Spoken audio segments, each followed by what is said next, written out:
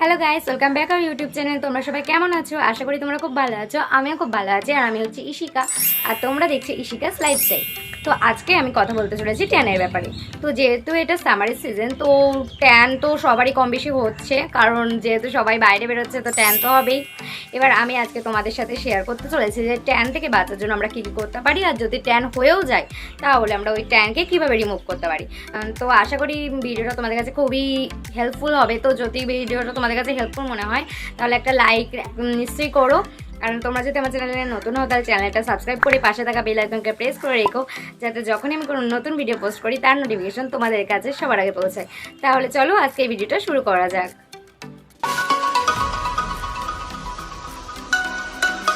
তো আমাদের প্রথমে জেনে নেওয়া উচিত যে ট্যান যাতে না হয় তার জন্য আমাদের কী কী করা উচিত।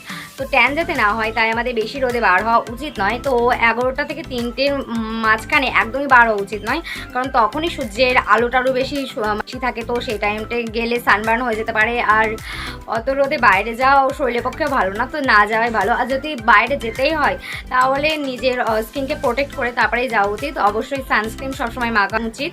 তো সানস্ক্রিন সবসময় 50 SPF এর থেকে বেশি SPF আছে এমন সানস্ক্রিন ব্যবহার করা উচিত। তো বাইরে গেলে সবসময় হাতাওয়ালা জামা পরা উচিত, যাতে অ্যাটলিস্ট যতটা সম্ভব ট্যান থেকে আমাদের স্কিনকে রক্ষা করা যায়। সানগ্লাসের কথা বললে একদমই চলবে না, আর সবসময় নিজের স্কিনকে প্রোটেক্ট করে এমন ক্লথ আমাদের পরা উচিত। সবসময় সঙ্গে আমব্রেলাটাও রাখা উচিত। আর সানস্ক্রিন আমাদের বাইরে যাওয়ার সবসময় 30 মিনিট আগে ব্যবহার করা উচিত। তো আর যদি ট্যান হয়েও যায় তাহলে কি করে ওই ট্যানকে আমরা রিমুভ করবো, চলো দেখা যাক। তো এই ট্যানকে রিমুভ করার জন্য আমি একটা তোমাদেরকে ফেস প্যাক দেখাবো। তো এইটা আমাদের কিচেনে থাকে এমন কিছু ইনগ্রিডিয়েন্ট দিয়েই বানানো হয়ে যাবে। তো চলো ফেস প্যাকটা আমি কেমন করে বানাই দেখে নেওয়া যাক। চলো। তো গাইস, ফেস প্যাকটা বানানোর জন্য আমি নিয়েছি কার্ড মানে দই, হলুদ মানে টারমারিক পাউডার, রোজ ওয়াটার মানে গোলাপ জল, মিল্ক মানে দুধ, আর গ্রাম ফ্লাওয়ার মানে বেসন। এবার এটা ভালোভাবে মিক্স করতে হবে, করে তো রেডি ইউজ করার জন্য। তো গাইস চলো ফেস প্যাকটা এবার ইউজ করে নেওয়া যাক। আমি তোমাদের সামনে ইউজ করে দেখাচ্ছি। তো চলো ইউজ করে দেখা যাক। আমি ফেস ওয়াশ করে চলে এসেছি, দেখতে পারো। এবার আমি ইউজ করতে চলেছি এই ফেস প্যাকটা। তো এটা আমি একটা ব্রাশের সাহায্যে ইউজ করছি, তোমরা চাইলে নিজের হাতের সাহায্যে ইউজ করতে পারো। এখানে আমি কার্ড অর্থাৎ দই ইউজ করেছি, যেটা একদম ন্যাচারাল সানট্যান রিমুভাল। তো হলুদ ইউজ করেছি, যেটা আমাদের সানট্যানকে রিমুভ করতে অনেকটাই সাহায্য করে।